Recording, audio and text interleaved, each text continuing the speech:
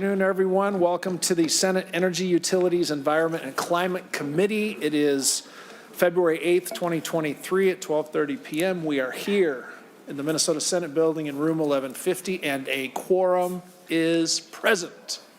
Members, we got a great agenda today. I'm confident we can finish this up in 90 minutes or less. Our first order of business is that we're going to present the governor's budget. The commissioner's here, and Mr. Kelly, looking forward to that. This is meant to be sort of a high-level review of some of the basics of the budget. Of course, additional guidance coming along soon. With that, Commissioner, Mr. Kelly, welcome to the committee. Please introduce yourself and present your testimony. Good afternoon, Chair friends. That's the most enthusiastic reception I think I've gotten in a while. I'm Grace Arnold. I'm the Commissioner of the Minnesota Department of Commerce, and it's a pleasure to be here this afternoon to provide an overview of the Governor's 2023 budget recommendations for the Energy Resources Division of the Department of Commerce. Before I get into the budget items, I do want to just provide a little bit of background for the newer members about the department and the division. So today, we'll talk a little bit about the division, where it sits in the department. We'll talk about Minnesota's energy resource mix, Minnesota's climate action framework, and then our session priorities and our budget proposals. So the Department of Commerce and its predecessors have been in existence for over 150 years. Our mission is to protect and assist consumers, to ensure strong, competitive, and fair marketplaces, and to engage people and communities across the state. Our priorities, are to protect the public interest, to serve as a trusted resource to Minnesotans and Minnesota businesses, to reduce economic barriers, to promote climate change resilience, and to ensure a strong, competitive, and fair marketplace across the markets that we oversee. So we like to say that commerce is with you every day. And I think that actually might be true. So we're there if you fill up on gas to make sure that the gallon you're pumping is a gallon. We're there when you purchase a home. We oversee the mortgage industry. We are there if you're taking steps to reduce energy use in that home. We'll talk more about that today. Or if you're rebuilding after a disaster using your insurance to rebuild. In many other ways, you benefit from the services and oversight provided by the multiple areas of the department. We implement programs, and we are a regulator. So our Division of Energy Resources is our largest division. The goal of that division is to promote clean, reliable, and affordable energy for Minnesota homes and businesses. So we have 4 units within this division, within the division: energy affordability. Through that function, we administer the Low-Income Energy Assistance Program, or LIHEAP program, and the Weatherization Assistance Program. I'll be talking more about that one today. Through our energy development units, we provide environmental review for large-scale energy projects. We maintain the state emergency energy planning and recovery plans. We host the Energy Information Center and energy data repositories for the state, as well as we have some granting and contracting activities, financing and funding of programs. We do a lot of technical assistance, and that's where our Infrastructure Act and Inflation Reduction Act activities live. The regulatory analysis section oversees Minnesota Utilities conservation improvement programs and advocates on behalf of consumers and ratepayers in proceedings involving the regulated utilities of energy and telecommunications. And then finally, we have some cross-unit functions related to energy reliability, transmission planning, and energy resilience planning. This division also serves as our state energy office. So with that umbrella, we have regulatory policy and programmatic roles. Our Deputy Commissioner of Energy Resources sits on the board of the National Organization of State Energy Offices, and she was just elected to the executive committee. So we have strong national presence in addition to having a strong Minnesota presence. Minnesota's electricity generation mix has significantly evolved over the last 20 plus years. So between 2005 and 2021, electricity generated from renewables, including wind and solar, increased from 6% to 29%. And electricity generation from natural gas increased from 5% to 21%. Coal power dropped from 62% to 27%. And then I'll talk now a little bit about the transforming electricity market. So we'll dig a little deeper. Minnesota's renewable electricity generation and estimates from, this is based on estimates from the Energy Information Administration, which is a federal entity. In 2021, wind generated 22% of Minnesota's electricity, and solar generated about 3%. That's small, but it's growing really fast. These resources were procured through utility-developed or self-build projects or power purchase through power purchasing agreements with independent producers. Minnesota also continues to rely on hydropower, both generated from resources procured in Minnesota and from our neighbors in Canada. So finally, we have a small percentage of renewable generation from biomass, which could be landfill gas, anaerobic digestive systems, mixed municipal solid waste, and refuse-derived fuels. So I'll talk a little bit now about the impact of Minnesota's policy efforts up until now. So the Next Generation Energy Act of 2007 and the Energy Conservation and Optimization Act of 2021 and other additional policies, there's been a really significant policy-based efforts. So those efforts have saved Minnesotans over $6 billion on their utility bills through conservation and efficiency activities, and those have also strengthened Minnesota's economy through the labor that makes those homes and businesses more energy efficient. We have a really amazing framework for energy efficiency, which has been built up over many years through which those savings are realized. We've installed nearly 6,000 megawatts of wind and solar electricity generation since 2005. And an additional effect of Minnesota's strong renewable energy policies is that coal generation in Minnesota has been reduced to under 30%, which has resulted in significant carbon emission reductions. CO2 emissions from the electricity sector are 46% below our 2005 baseline. So I'll keep on that train and start to and talk about reducing carbon intensity of our generation mix. So compared to the rest of the nation, the Midwest has always relied heavily on coal for electricity generation. So it's not a big surprise that Minnesota has had higher emissions than the national average.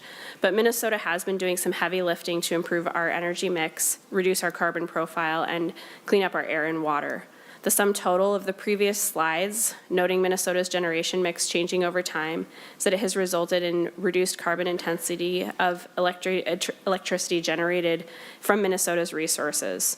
Minnesota's carbon intensity, which is metric tons of carbon per megawatt hour of electricity generated, we'll talk to you more about that, fell below the national average for the first time in 2020. That's a 46% drop in emissions from below from the 2005 baseline. Clean energy progress in Minnesota will continue to be driven by strong energy policies and pragmatic analysis and in a rapidly changing energy system. Minnesota is currently on a trajectory to continue lowering its intensity far below the national average. So I want to take the opportunity to share a little bit more information today about the Minnesota's plan to address and prepare for climate change and to continue to reduce greenhouse gas emissions in the state through our cross-agency climate action framework. We published this in September of 2022, and the framework was built over 2 years of robust engagement with all sectors in the state and the public in order to drive innovative policy solutions. Minnesota's climate action framework sets out a vision for how our state will address and prepare for the effects of climate change. It identifies immediate near-term actions we must take to achieve our long-term vision of a carbon-neutral, resilient, and equitable future for our state. Every Minnesotan will play a role in that work to make this vision a reality. So we hope that framework will catalyze actions across all sectors, and ultimately that's what we want and need, which is action on climate change. The state agencies and advisory council cannot do it alone. So we hope that Minnesotans see themselves in this document and see how they can help the work toward this vision. We've heard a lot of positive feedback since we've released it. It is important to emphasize that the framework identifies some ambitious but achievable short-term steps we can take to move toward long-term success. It doesn't lay out everything we need to do to reach our greenhouse gas reduction goals or build all the resiliency we need to have to face a changing climate, but it's a good start. So The framework is organized around 6 goals. Clean transportation represents the greatest opportunity to reduce climate pollution. We can connect Minnesotans with sustainable and affordable transportation options. We can also grow climate-smart, natural, and working lands to absorb and store carbon, reduce emissions, and to sustain local economies. We can build resilient communities by equipping local leaders with tools they need to adapt to extreme weather caused by a changing climate.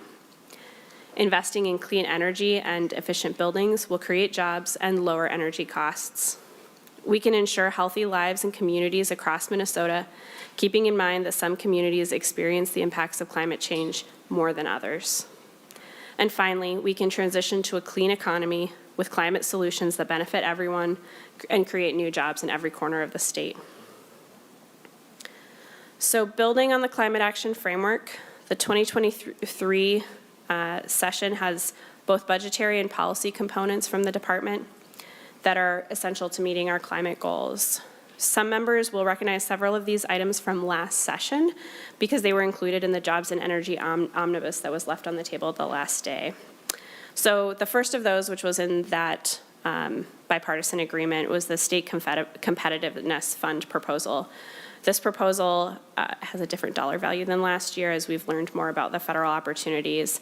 It will invest $113.75 million in state funds to unlock billions of dollars in federal funding available through the Infrastructure Reduction Act and the Infrastructure Act and the Inflation Reduction Act. It also provides critical state resources to match federal funds, to provide technical assistance, and to help provide grant writing for rural, tribal, and disadvantaged communities so that Minnesota can compete for multiple energy-related competitive and formula federal grants. The next proposal I'd like to talk about is pre-weatherization and workforce training. So I mentioned our weatherization program that invests in energy efficiency in low-income homes. The pre-weatherization and workforce training invests in improving homes to be safe and warm and to grow the clean energy workforce trained to make these important home improvements.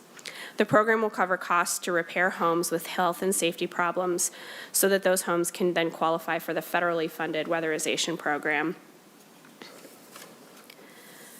That program helps to make homes more energy efficient and permanently reduce homeowners' energy costs. This proposal will help meet the state's Climate Action Framework goal of weatherizing a quarter of low-income Minnesotans' homes by 2030. The next proposal is strengthening Minnesota homes. So this proposal will help Minnesotans to be more resilient to a changing climate by providing grants to protect homes against extreme weather events. Modeled after successful programs in other states, this proposal will save Minnesotans money on homeowners insurance and prevent the damage of increasingly severe storms and extreme weather.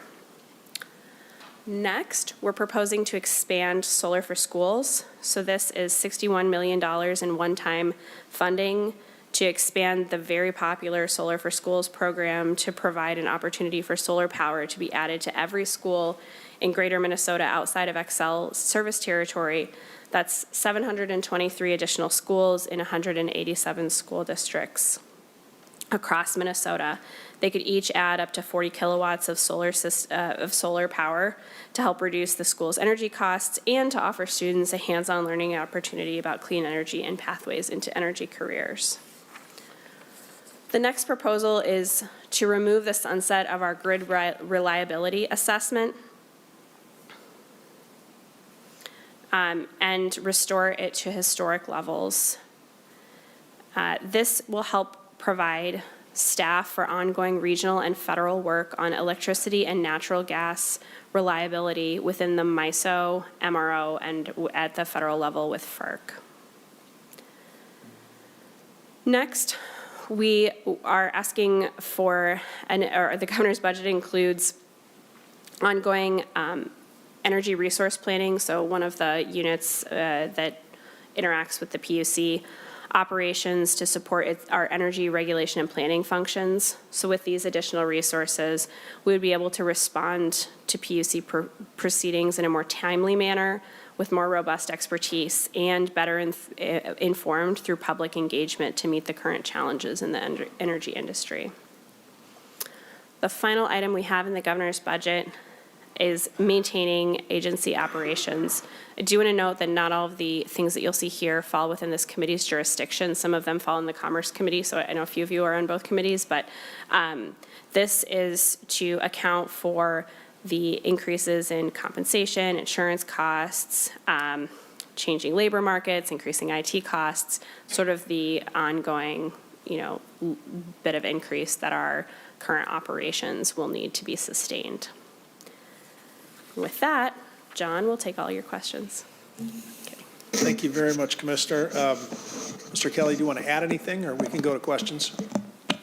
Thank you, Chair Friends. Nothing to add for me. All right. Members, questions? Senator Gruenhagen. Oh, thank you, Mr. Chair. Yeah, thanks for your presentation. You said there's $6 billion of savings in energy costs. I've heard that figure said in the past, yet where does that figure come from? Is there actually information on how they come up? Because everybody I know is paying higher costs for their energy, okay? Whether it's gas, electricity, fuel oil, natural gas, or whatever. So everybody's paying more, and yet we come across with this figure of everybody saved $6 billion. How did they come up with that? Or where can I find the actual criteria where you actually add up the savings and what area they're claiming the savings is? Thanks, Senator Gruenhagen. Mr. Kelly, do you want to tackle that one? Senator Friends. Or Commissioner Arnold? I'll take these. Senator Friends, Senator Gruenhagen, thanks for the question. So we can get back to you about the exact statistics, but it's all through the Conservation Improvement Program. So it's about sort of saving energy. Your amount of energy used will go down, and that will save you money over time. Senator Gruenhagen, specific enough for you? Not really, to tell you the truth. Yeah, I mean, the problem with this that I see is that so much that, I've read, I'm not a scientist, but I've read scientific books and articles on this subject and others for the last 30 years, okay? What I find is the climate disciples seem to just make up numbers. Like 97% of scientists believe in global warming. Well, that turns out to be a fraud and a lie by other qualified scientists exposing it. And so when we throw this $6 billion of savings where everything I look at, the price is going up, I'd like to see the criteria for saying that figure. Thank you. Thanks, Senator Gruenhagen. Commissioner or Mr. Kelly, free to respond. I would ask too, if we use the $6 billion figure, is that meant to cover a certain number of years? For example, $6 billion total over 6 years. If it were true, I could do the math on that. Commissioner. Senator Friends, Senator Gruenhagen, I'm impressed with your math, Senator Friends. I thought you were a lawyer, but this is impressive. Senator Gruenhagen, I think we can follow up with you with the exact information. So in general, the unit costs of things can change over time. If you're using less, then that's sort of the basis of the calculations, but we can follow up with the specifics. Mr. Kelly. Yeah, I was just going to say, thank you, Chair and Senator. I think, where we are having that number, and we can definitely get you the math behind it, but the idea is that also from this number that we're putting, it would be even higher. I totally recognize that energy costs are going up, but it's a relative thing. So they would be higher without these conservation improvements. Thanks very much. Senator, any follow-up? All right. Other member questions? Senator Mitchell. Thank you, Mr. Chair. So I'm looking at the cost of electricity, for example, over time, and I'm looking at the inflation cost over time, adjusted to our current dollars. And what I'm seeing is that going back to, say, the 1980s and even the early 2000s, if you adjust for inflation, our electric costs are actually lower. So would it be fair to say, so everything's getting more expensive because we have inflation over time. So would it be fair to say that instead of over time, our inflation adjusted cost was getting lower, which is what is actually happening, without some of the measures that we had maybe we wouldn't have been getting lower per inflation over time. We might have been getting higher. Would that be a fair assessment of what you're saying? Thank you, Senator Mitchell. Commissioner? Senator Prince, Senator Mitchell, yeah, so your overall bill is how much you're using and how much it costs. So I don't have the information in front of me, but I'll trust that you've looked it up.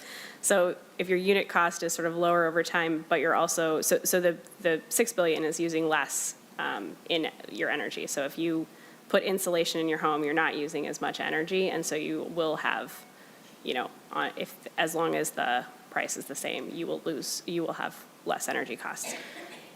I will trust that you looked up the energy related to inflation. Thanks, Commissioner. Mr. Kelly, anything? No, thank you, Chair. All right. Senator Mitchell, any follow-up? All right. Thanks very much, Senator. Any other questions regarding the proposed budget, high-level look? Seeing none. Going once, going twice. Thank you very much for the presentation. Thanks, Commissioner. Thanks, Mr. Kelly. And with that, we will move on.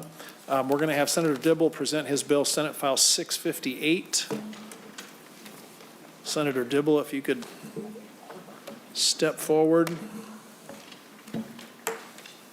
I see I have Mr. Elwood with you. Welcome back to the committee, Mr. Elwood. Senator Dibble is going to present Senate File 658. Our intention was that there would be a motion to pass this and send it to state government. So members, to the extent you have those questions, let's have the presentation and the testimony of Mr. Elwood, and then we can talk about that if anybody wants to. Senator Dibble, to the bill. Thank you. Thank you, Mr. Chair and members. I appreciate the opportunity to present Senate File 658. Thank you as well for being a co-author. Trying to talk a couple of my friends on the other side to sign on. I'm hoping that this is the feel-good bill of the year, and everyone will be clamoring to be named as a co-author of it pretty soon. Just very briefly, by way of quick overview, what this bill seeks to accomplish is to give the customers of, Mr. Chair, I should pause. I have an author's amendment. Maybe we should start with that to put the bill in good order. Senator Dibble, if the pages could pass out the amendment. I think it's in your packets, Mr. Chair. The A1 amendment. We have the A1? Okay, I do have it in my packet. Members, everybody got the A1 here? All right. Looks like it's included. Senator Dibble, to the A1. The A1, Mr. Chair, is, I think, just buttoning up some, I don't even know what it is. I think it's just deep. He gave it to me. He said the PUC wrote it, and it's a good bill. It's a good amendment that buttons up some details and some technical matters. Good amendment, buttons up amendment, vote for details. That's enough for me. Members, any questions to the A1? Seeing none. All in favor of the A1 amendment being adopted, say aye. Aye. All opposed to the A1, say nay. All right, the A1 amendment is adopted. Senator Dibble, to your bill as amended. Thank you, Mr. Chair and members. So very quickly, the problem that we're trying to solve with the 658, Senate File 658, is the fact that the customers of public utilities, regulated utilities, IOUs, don't have the opportunity as individuals to appeal decisions made by their Consumer Affairs Office. And just to be clear, this is not appealing rates, that are settled in rate cases, et cetera. These are, various kinds of things that might occur to a utility customer with respect to their own account. And I have examples if you're interested in hearing some examples. So it would allow, current law would only allow for an appeal of a decision by what we call the CAO to the PUC should there be another 49 folks similarly situated. We're the only state that doesn't provide for this opportunity. So very quickly, what it would do is it would give the PUC the ability to receive that appeal and dismiss it, or consider the appeal, or refer it on to the Office of Administrative Hearings. And if the decision at that level is adverse to the complainant, to the customer, one of those three procedures, well, the Office of Administrative Hearings has kind of its own process of appeal, which they would be subject to. But if the PUC finds a decision that's adverse to the complainant's interests, that decision then would be made final. And then, of course, then they would have the opportunity to access the courts. The paradox of the circumstance that customers find themselves in is that once the CAO makes their determination, it's not considered a final decision. Therefore, they don't even have access to our judicial system to continue to pursue their rights. And so the bill itself, it just sets forth the right that I just described, provides for some definitions. It describes the complaint resolution procedure. It talks about making sure that a final decision is rendered, then of course allows an explicit opportunity for judicial review, and then it protects the customer's right to continue to receive utility service, to receive electricity, or have their electricity hooked up or their gas hooked up pending the resolution of the complaint, so long as they enter into a payment plan or put some funds in escrow or can show that they're of low income status. It has some rulemaking authority. That's what sends us on to state and local. And that's the bill, Mr. Chair. I'm happy to respond to questions or turn it over to my very able witness. Well, members, why don't we have Mr. Elwood's testimony first and then take questions either for the author or Mr. Elwood. Everybody's okay with that? Mr. Elwood, welcome back to the committee. Please introduce yourself and present any testimony to the bill you think is helpful. Thank you, Mr. Chair and members. Ron Elwood with Legal Aid. I want to thank Senator Dibble for carrying the bill and the chair for co-authoring. I also want to thank all of the regulated utilities, the co-ops, and the municipal utilities with whom we worked and who have shared the language, and they have no problems with this bill. I want to thank the Department of Commerce for their advice, and especially the PUC staff and the commissioners. They helped craft a lot of this language to make sure it comports with their existing procedures. Very briefly, I mean, Senator Dibble did a great job of presenting the bill. Just a couple of additional points to make. This really just fills a gap in Minnesota law that impedes rights of utility customers in Minnesota that every other utility customer in America has. Point out that in order to get to the commission with an appeal, you would have to raise a question of law, violation of rule or tariff. So it's narrowly tailored. There should be relatively few complaints, but they're extremely important because invariably they're going to involve people's right to service, essential utility service. It's going to involve a disconnection or a denial of service. And it will invariably raise an issue that affects not only that individual consumer, but also many consumers, if not all consumers, in that service territory and perhaps in the entire state.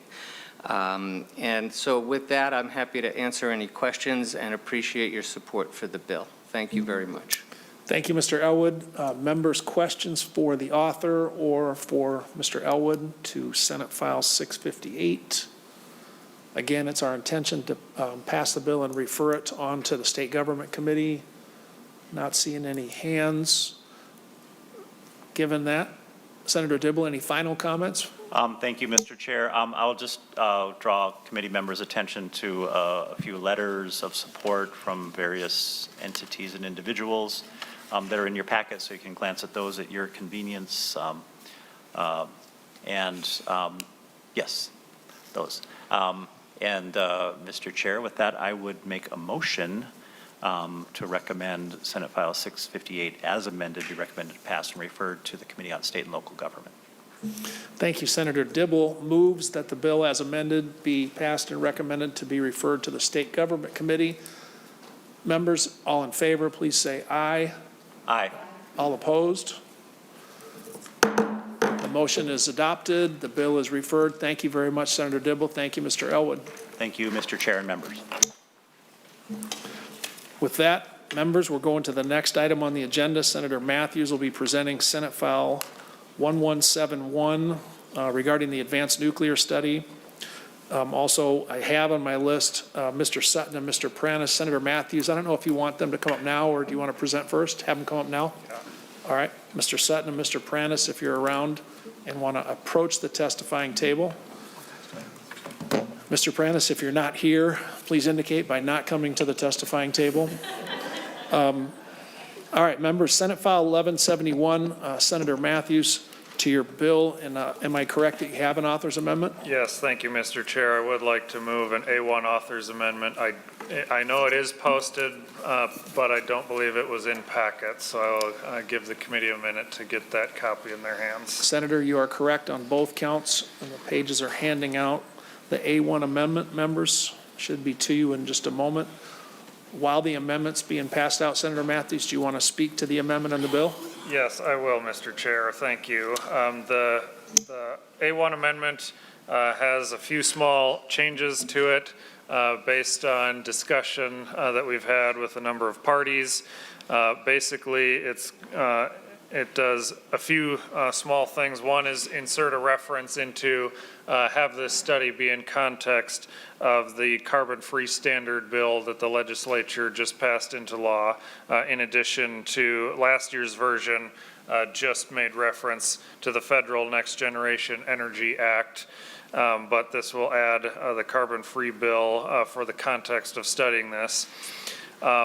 Next section that is different is it will add to the list of things to study a line to discuss nuclear waste, what the technologies and methods will most likely be to minimize environmental impacts and costs of managing nuclear waste. That came out of discussion with folks from Prairie Island, and I was amenable to that. And then this extends the date out for the study an extra year from January of 2024 to 2025, and increases the money allotted for the study from $150,000 to $300,000. Both of those came at the request of Commerce. They weren't sure that they had enough time nor enough money under the original bill, so I accommodated that in the amendment, and that's what's before you, Mr. Chair. All right, thank you, Senator Mathews. Members, any questions to the A1 amendment as explained? Seeing none, all in favor of adopting the A1 amendment to Senate File 1171, please indicate by saying aye. Aye. All opposed? All right, Senator, the amendment is adopted. Now, Senator Mathews, to Senate File 1171 as adopted. Thank you, Mr. Chair and members. Senate File 1171 is an advanced nuclear study bill to have the Department of Commerce perform a study and determine how advanced nuclear technology might fit in context of Minnesota, both with the laws that we have on the books now, the direction that the state is going policy-wise, and this is an effort to try to have all the tools in the toolbox as we're moving forward and retiring many other forms of baseload generation. Nuclear will be one of the few remaining that will provide consistent, strong, reliable baseload generation and in a completely carbon-free manner. And so it makes complete sense to have that studied and looked at, hopefully opening the door to policy changes down the road where we can open the door and have the conversation here in Minnesota about how more nuclear technology in Minnesota could fit in our mix. So we have heard this bill in the past. It has gotten bipartisan support in this body in the past, including from you, Mr. Chair. And so I am glad that you agreed to hear this bill again this year, and hoping that we can move this forward and take a first small step in this process. So at that point, I will hand it over to the two testifiers that want to share on this. There are also a number of letters in your packet at your desks, members, from a variety of sources that show their support for the underlying legislation. So thank you, Mr. Chair. Thank you, Senator Mathews. Members, again, let's have the testimony from Mr. Sutton and Mr. Pranis, and then go to any questions to the bill. Who wants to go first? Gentlemen. I can go. All right, Mr. Sutton, please introduce yourself and present your testimony. Chair Friends, members of the committee, my name is Charles Sutton, and I'm here on behalf of the Nuclear Innovation Alliance, a nonprofit think and do tank that works to create the conditions for success for advanced nuclear technology as a key climate and energy solution. You heard a presentation from Patrick White earlier this week, and he's actually available on the Zoom today to answer any follow-up questions you might have about the technology. I'd like to thank Senator Mathews for bringing forward this advanced nuclear study bill. As states around the country are looking to decarbonize their energy systems, more and more are looking at advanced nuclear as a part of the solution. Just last year, a number of states passed study bills, much like the one you're considering today, and a number of other state legislatures had similar studies introduced and considered. As a source of firm, carbon-free electricity generation, advanced nuclear energy has the potential to play an important role in decarbonizing the electricity grid and can serve as a complement to wind, solar, and batteries. It also contributes to grid reliability and energy security, but we know that decarbonization must go beyond electricity grid to harder-to-reach sectors like buildings and heavy industry. Here, too, advanced nuclear can play an important role, either as an energy source for hydrogen production or through clean heat for industrial processes. If passed into law, this study will help future legislatures determine what, if any, steps the state should take to support the development of advanced nuclear technologies, as well as understand the potential risks, benefits, and other considerations. As such, it will be an important tool in helping to guide the state's energy future. Thank you again to Senator Mathews for bringing forward this bill, and Chair Friends for the opportunity to testify here today. Thanks very much, Mr. Sutton. Mr. Pranis, please introduce yourself and present your testimony. Thank you, Chair Friends, Senator Mathews. Kevin Pranis on behalf of LIUNA, Minnesota, and North Dakota. As I think the committee knows, we represent 29,000 skilled construction laborers and their family members who work on a variety of infrastructure, including energy. Very pleased and appreciative of the opportunity to speak today and the efforts of Senator Mathews to lift up what we think is a very important piece of policy that can move Minnesota forward and is fully consistent with the commitment to 100% clean energy that, as folks here know, our organization strongly supported, and consistent with the Biden administration's leadership on the area in this area and how we're going to achieve the standard. So why nuclear is important from an energy perspective? Two things. One, we're all familiar with the times when the wind doesn't blow and the sun doesn't shine.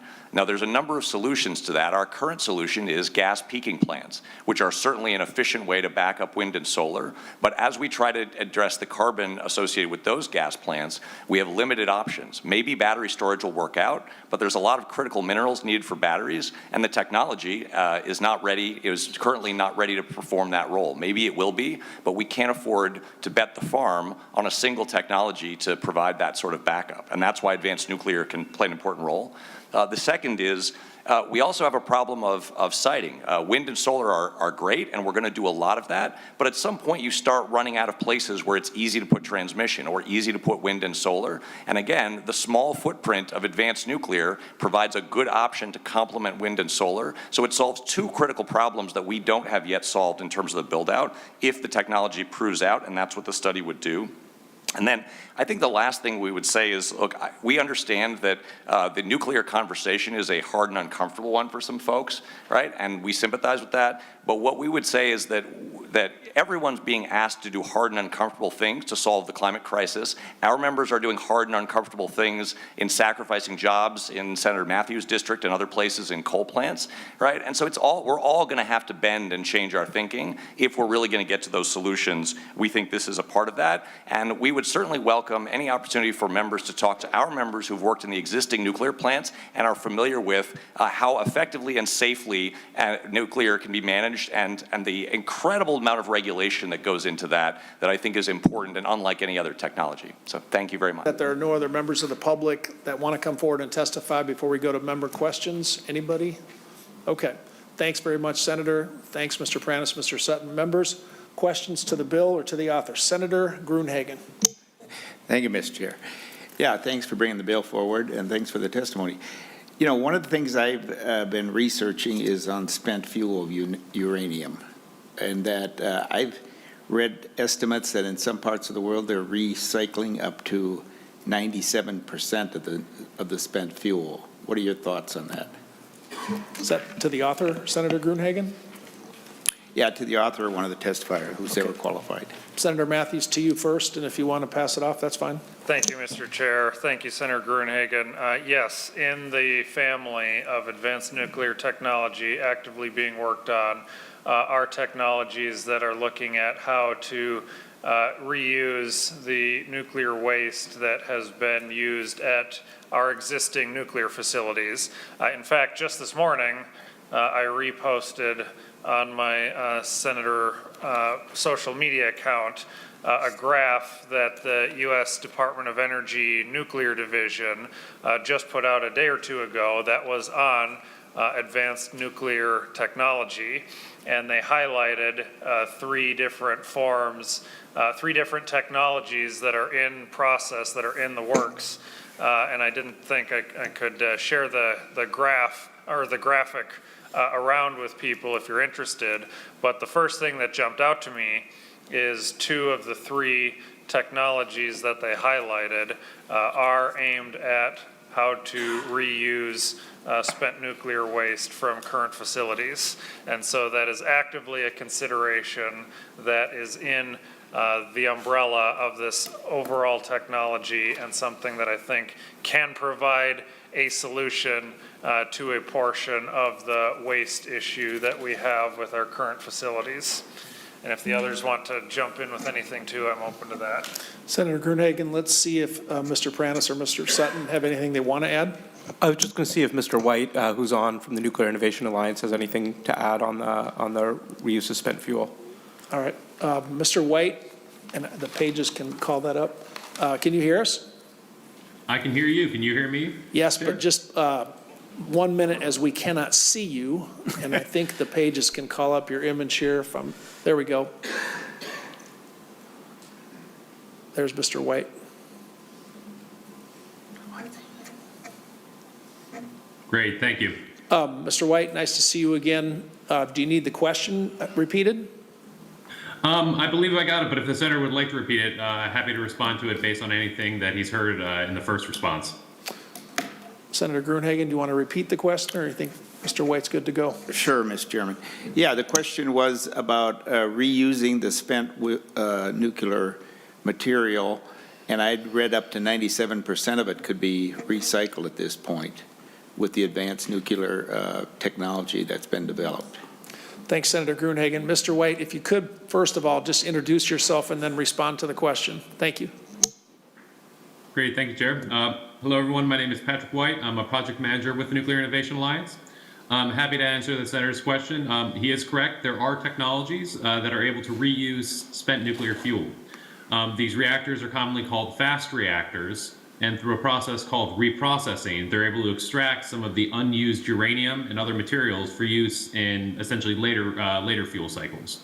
I will just say this is one of the tools in the advanced nuclear toolbox. It's not the only one, but it is something that a number of the advanced reactor developers are actively investigating. The big question that we're really going to have to address is what makes sense in terms of the application of the fuel cycle, the economics, the safety, and it's one of the factors that's being considered. But there are a number of developers, including companies like TerraPower, which are funded by Bill Gates, that are looking at this fast reactor technology that would be compatible with that, and some smaller startups, specifically one called Oklo, that is actually looking at trying to kind of commercialize this reprocessing technology, and they've received several grants from the Department of Energy to investigate that.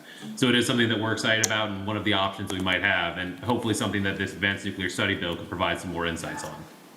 Thank you, Mr. White. Senator Gruenhagen, any follow-up? Yes, I do. Yeah, I'd appreciate if Mr. White would repeat the word Gruenhagen was correct. No. Mr. White, let's have that go on the Just record.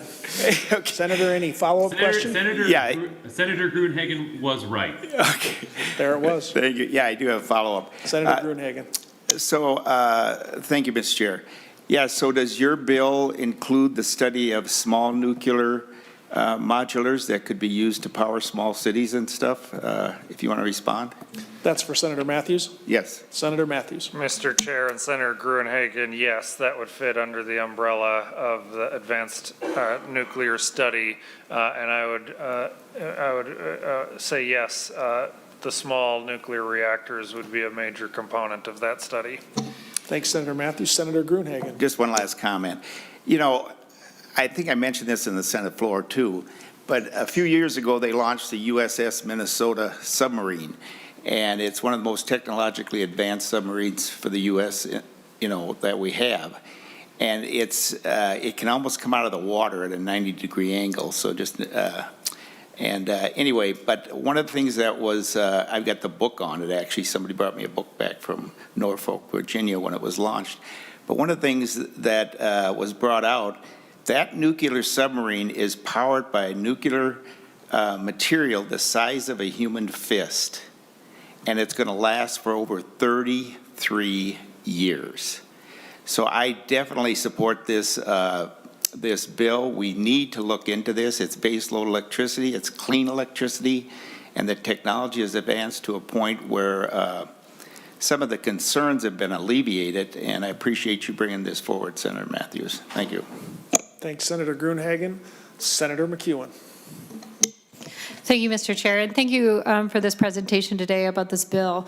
You know, my own position on this issue is that I really would like to learn as much information as possible. So in general, I have absolute support for a study to give us more information about what our options are and looking at all of what lies ahead and what our choices are, and really looking at cost-benefit analysis in that regard.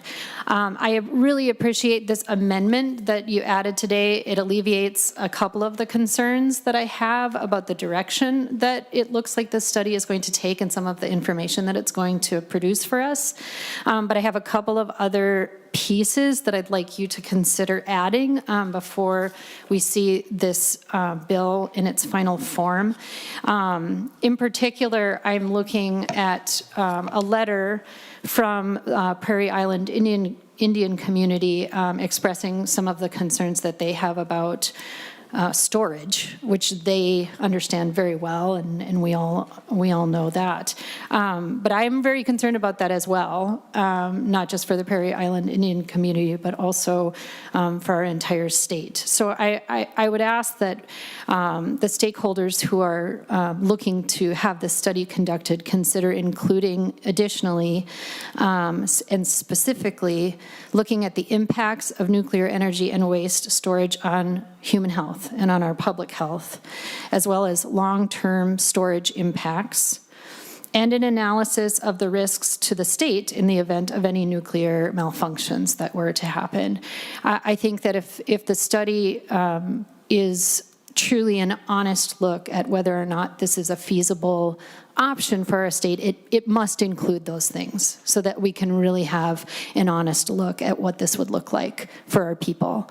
One of the things that sticks with me, I attended in the past year a presentation, and it was a visiting official from Germany who was overseeing a lot of the transition that Germany is making to clean energy. And I was really struck.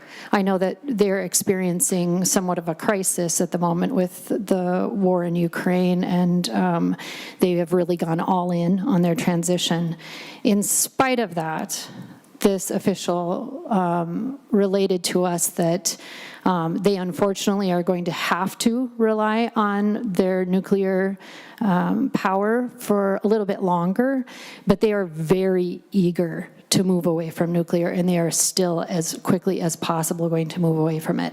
That really concerns me because it does appear in my interactions with people who are from Germany and German engineers and whatnot. They're very pragmatic, and it seems to me that if Germany is rejecting new nuclear technology, that's something that I want to learn more about. Anyway, more information the better. I appreciate that you're bringing this bill. I would like to see some changes before I would be comfortable with it. Thank you. Thank you, Senator McEwen. Senator Mitchell. Senator Mitchell. Thank you, Chair. So I have one experience with nuclear energy, and I will admit it goes back to 2009, so Possibly some of the technology has changed by then, but in law school, I did environmental law and for an internship, and we worked at the Vogel plant, which is in Georgia. And I went from neutral on the issue to studies showing that the workers at the plants had a higher than average cancer rate. There was also a higher than average cancer rate in the community. I'm sure we're going to say that that would never happen. But I will go to my question, which is what we were mostly working on from the environmental aspect of this was the fact that these plants use water cooling, often sitting on a river, using the river to cool, and then the water that comes out the other side is hotter than the normal temperature. And it was killing life downstream to include some endangered species. So that is what we are working on. Is that still the technology being used at most of the plants where we're using water cooling? Thank you, Senator Mitchell. I think that might be directed to the author, but the author's allowed to refer to Mr. Sutton. Mr. Sutton. Thank you, Chair and Senator Mitchell. I'm actually going to refer it to Mr. White, if that's okay, and he can talk a little bit about some of the technologies and what's being proposed in terms of cooling the facilities. Thank you, Mr. Sutton. Mr. White, can I assume you heard Senator Mitchell's question? I did, that's correct. Well, please present any answer that you have. Will do. Yeah, thank you very much for the question. It is a historic challenge with some conventional nuclear power plants, this idea of thermal pollution. It was one of the issues that actually initially caused challenges between commercial nuclear power plants and the surrounding communities, even as early as the 1950s and 1960s. One of the earliest concerned articles around nuclear power was actually published in Sports Illustrated back when it was a fishing magazine called The Nukes Are in Hot Water. And so there's a long history in the United States of trying to address these thermal pollution issues. There are a couple of things that we can take a look at that are really going to try to mitigate this concern for some of the advanced reactors and things that could be included as we're thinking about the environmental impacts. The first is that there's a much larger recognition when you're trying to site new nuclear power plants that if you are going to be using bodies of water, how to really limit that maximum temperature change as water that is brought into the plant, used to cool off the reactor systems and the associated systems, and then released into the plant, what that maximum temperature is to prevent environmental damage. And that's something that would be looked at extensively throughout kind of the environmental siting process and then the licensing of the reactor by the Nuclear Regulatory Commission. So there would be a full set of kind of independent environmental reviews that are done on that. But there are also advantages for some of the advanced reactors that are coming through that they're looking at trying to eliminate or reduce or eliminate the need to actually have these kind of local water sources as a way to have cooling. So one of the innovations that we'll talk about is something called direct air cooling. So a really good example of this is the NuScale technology that's being developed has an option where it can actually just use large cooling fans that will draw in air and use that to cool off the reactor systems and remove any kind of excess heat, as opposed to needing to draw water from a local source. So this is something that could be included as part of discussions as you're thinking about trying to site a facility. What are the potential impacts, and then what are mitigative steps that a developer could take to make sure that it fits into the community and doesn't represent essentially an undue impact on the environment or the local populations. Thank you, Mr. White. Senator Mitchell, any follow-up? Thank you. It's nice to know there's that technology, although it doesn't sound like it's a guarantee that there wouldn't be that. My other question is directed to Senator Mathews, and maybe I missed it. Why has the cost of the study already gone up from $150,000 to $300,000? Thank you, Senator Mitchell. Senator Mathews. Mr. Chair, Senator Mitchell, at the request of Commerce, they indicated that the original amount in the bill might not be sufficient for the study that would be required with it. So I went ahead and matched their request for the study to give them the tools they needed to properly conduct the study. Thank you, Senator Mathews. Senator Mitchell, any follow-up? To that note, Commerce's intention, should this become law, is to farm out the study. If I implied that Commerce itself was going to do the study, that's not quite accurate. Should the bill become law, it would be a study that would be farmed out to an outside entity to perform, and that was Commerce's estimate of the cost of that, if that's what happens. Does that make sense? Yes, sir. Okay. Members, any other questions for the author? Senator Gruenhagen. Just keep in mind, I only asked 10% of the questions I want to, okay? Thank you, Ms. Chair. Yeah, a few years ago, I talked to a a scientist, actually he's from down in Rochester, regarding nuclear energy. And he at that point said that there were dry nuclear power plants. So I guess this question would be for Mr. White. Is there such a thing as a dry nuclear power plant that can be made of service? Because according to him, he said that was possible now compared to any water. Thank you, Senator Gruenhagen. Mr. White, any response? Great, thank you, Senator Gruenhagen. Yes, I believe when you heard this term dry nuclear power plant, that was referring to this idea of a direct air-cooled plant, one that doesn't necessarily rely on an external body of water to remove waste heat. And that idea of kind of removing waste heat from a power plant is really normal for any kind of large thermal power plant, so a coal facility would have similar demands.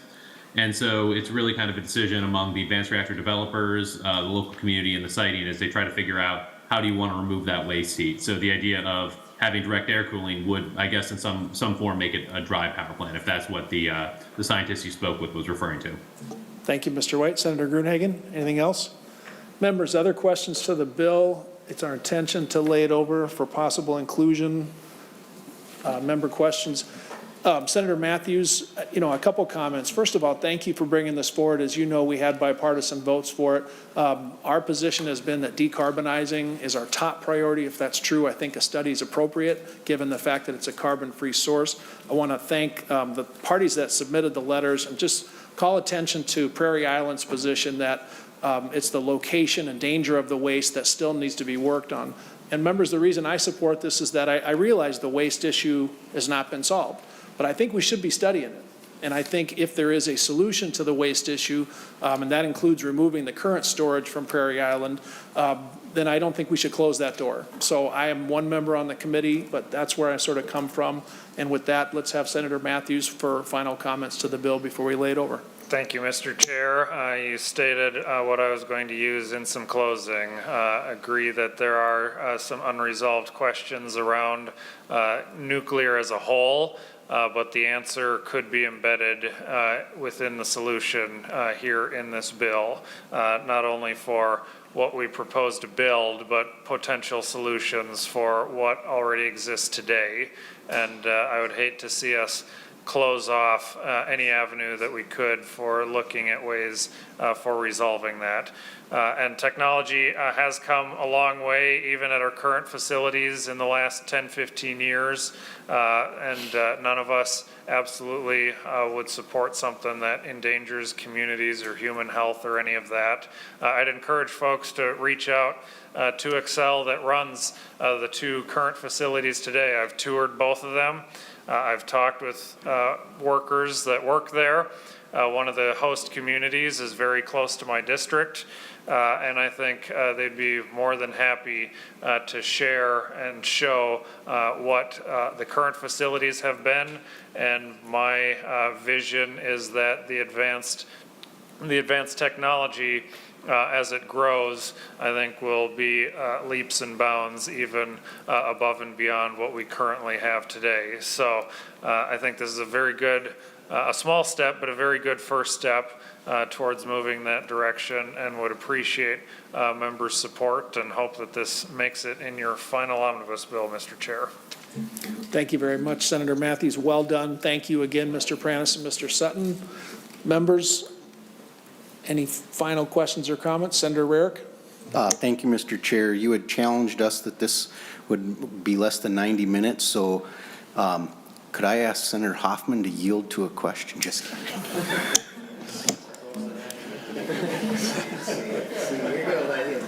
kidding. That's okay. Senator Rarick, we set goals on time, but we can bend them. Do you have a question, or do you want to make a comment to the bill? No. Okay. Again, thank you, Senator Mathews. The bill is laid over for possible inclusion. Ladies and gentlemen, after laying over the bill, we are adjourned.